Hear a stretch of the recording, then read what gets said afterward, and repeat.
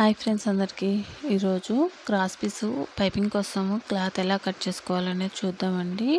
Folding ఎలా చేసుకుంటే cloth waste అవ్వకుండా ఎలాగ క్రాస్ పీస్లు ఎలా వస్తాయో చూపిస్తాను.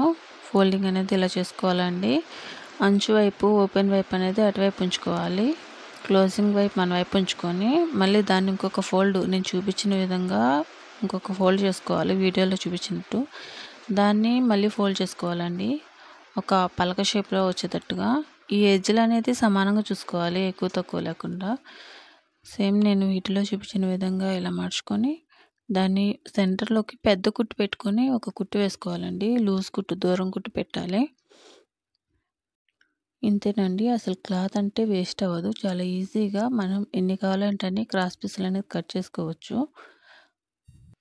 వీడియో నచ్చితే ఒక లైక్ చేసి ఛానల్ సబ్స్క్రైబ్ చేసుకోండి. చూసారా, చాలా ఈజీగా కటింగ్ అయిపోయింది. ఛానల్ని సబ్స్క్రైబ్ చేసుకోండి.